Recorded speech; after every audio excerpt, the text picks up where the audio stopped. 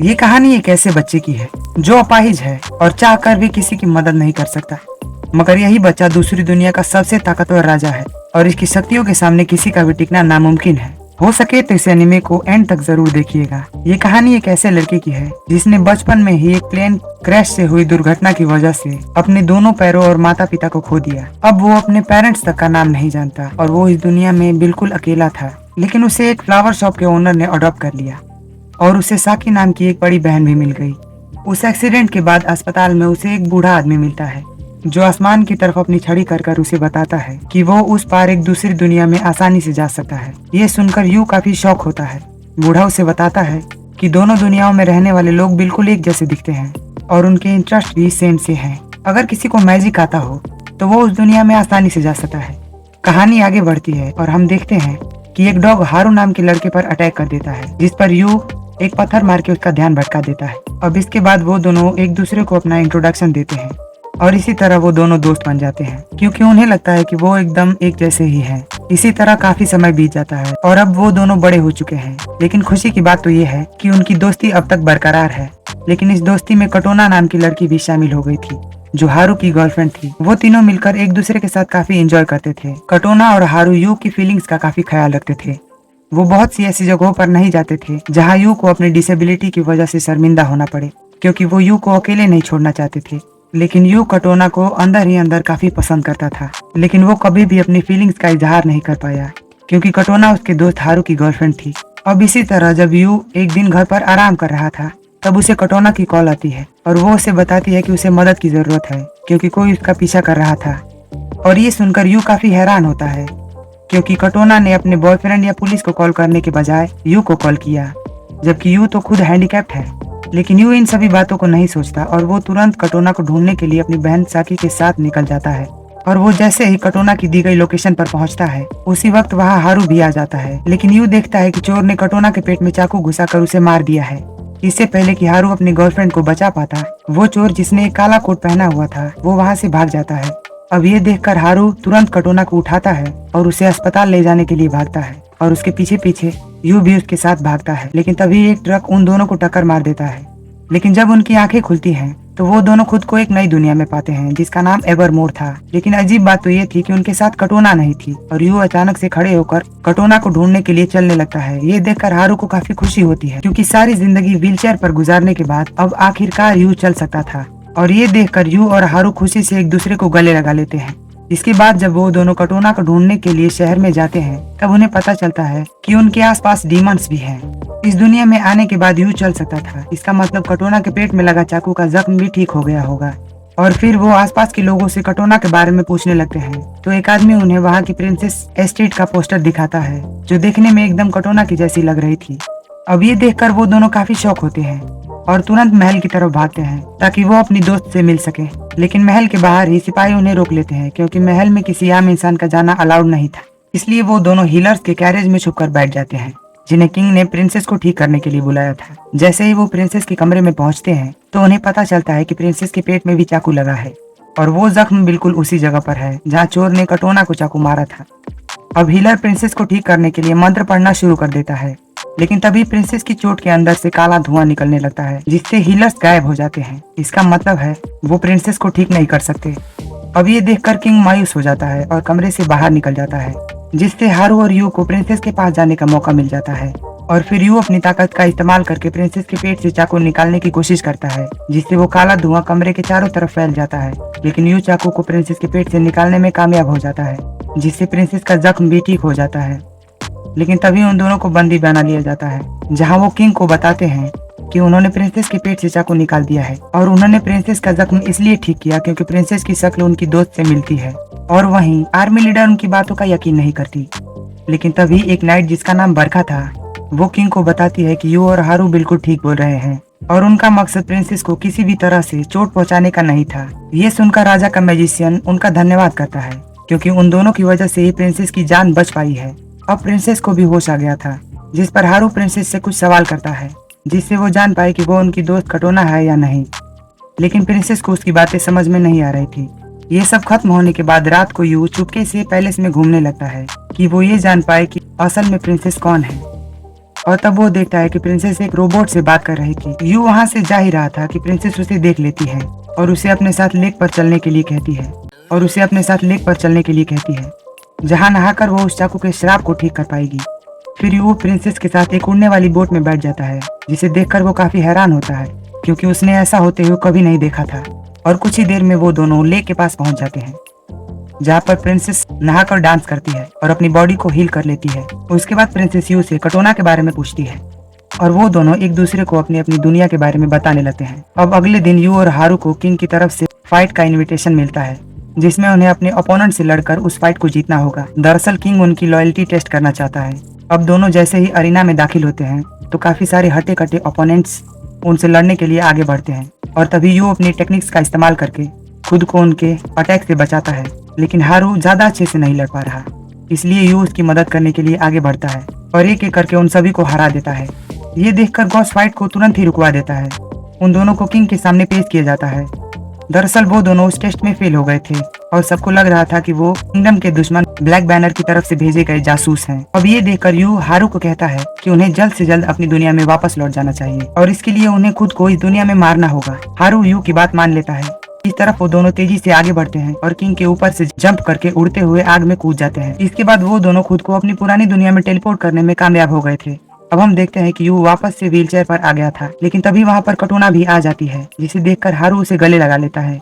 अब कटोना उन दोनों को बताती है कि कल एक एक्सीडेंट हुआ था जिसमें 3 लोग मारे गए थे और जब वो उन तीनों की फोटोज देखते हैं तो उन्हें पता चलता है कि वो तीनों और कोई नहीं बल्कि वो हीलर्स थे जिन्होंने प्रिंसेस एस्टेड को ठीक करने की कोशिश की थी। अब ये देखने के बाद यू को उस बूढ़े आदमी की बात याद आती है जिन्होंने कहा था कि इन दोनों दुनियाओं में रहने वाले लोग एक जैसे ही हैं और उनकी लाइफ भी एक दूसरे से जुड़ी हुई है। लेकिन हारू को इन सभी बातों का यकीन नहीं था। वो सोच रहा था कि ये सब एक डरावना सपना था, लेकिन यू का मानना था कि प्रिंसेस एस्टेड को बचाने के कारण ही कटोना इस दुनिया में जिंदा है। अगले दिन कटोना स्कूल नहीं आती तो उन दोनों को उसकी फिक्र होने लगती है और स्कूल खत्म होने के बाद उन्हें पता चलता है कि वो हॉस्पिटल में है। और जब वो उससे हॉस्पिटल में मिलने जाते हैं तो कटोना उन्हें बताती है कि उसे एक जानलेवा बीमारी है और उसके पास जिंदा रहने के लिए सिर्फ 3 महीने बाकी हैं। और ये सुनकर दोनों काफी परेशान हो जाते हैं, जिस पर हारू को लगता है कि उन्हें प्रिंसेस को नहीं बचाना चाहिए था क्योंकि शायद उसे बचाने के कारण ही आज उनकी दोस्त खतरे में है। लेकिन यू का कहना था कि प्रिंसेस को बचाने के कारण ही हम कटोना को बचा पाए हैं। अब हारू गुस्से में कहता है कि उन्हें वापस उस दुनिया में टेलीपोर्ट होकर प्रिंसेस को मार देना चाहिए क्योंकि इसी तरह हम कटोना की जान बचा पाएंगे। लेकिन यू उसकी ये बात नहीं मानता क्योंकि उसका ख्याल था कि प्रिंसेस और कटोना दोनों एक ही हैं और इस तरह वो दोनों एक बार फिर उस दुनिया में टेलीपोर्ट होते हैं। लेकिन अब दोनों का मकसद अलग अलग था। यू पैलेस में टेलीपोर्ट होता है जहाँ पर वो सबको बताता है कि प्रिंसेस की जान खतरे में है, लेकिन कोई भी उसकी बात का यकीन नहीं करता। और तभी बार्टन उन सबको बताता है कि हारू को ब्लैक बैनर के साथ देखा गया है। ये सुनकर यू को उसकी बात का यकीन नहीं होता और वो कहता है कि हारू ऐसा नहीं करेगा।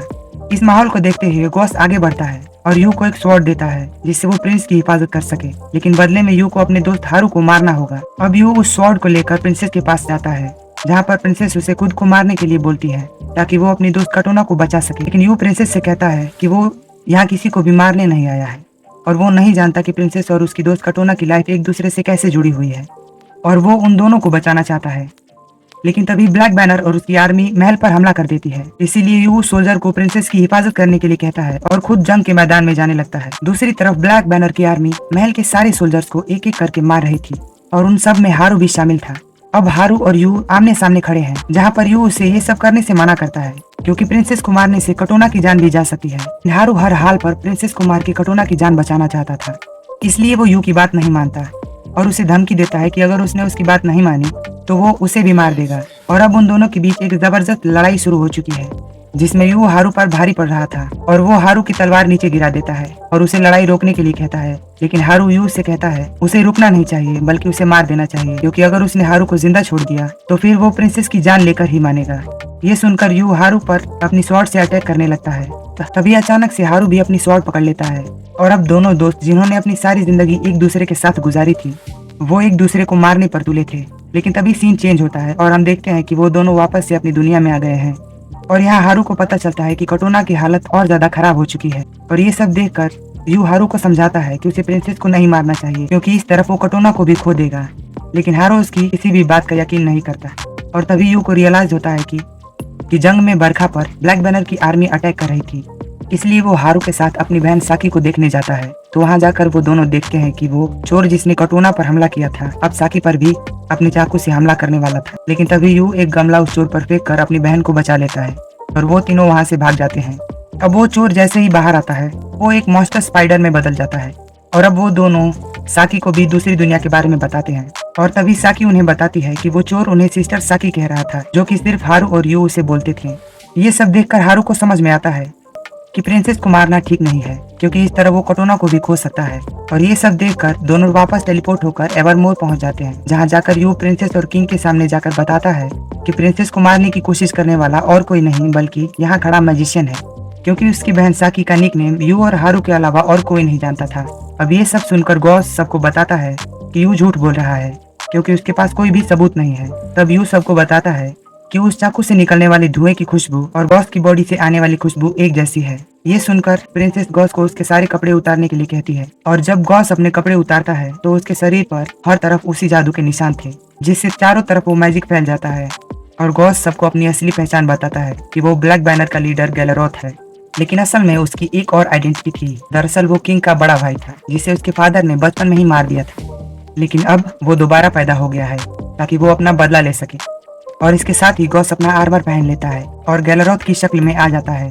तब वो हारू पर अपने जादू का इस्तेमाल करता है और उसे ऑर्डर देता है कि वो प्रिंसेस को मार दे, क्योंकि वो प्रिंसेस को मार के ही वापस किंग बन सकता था।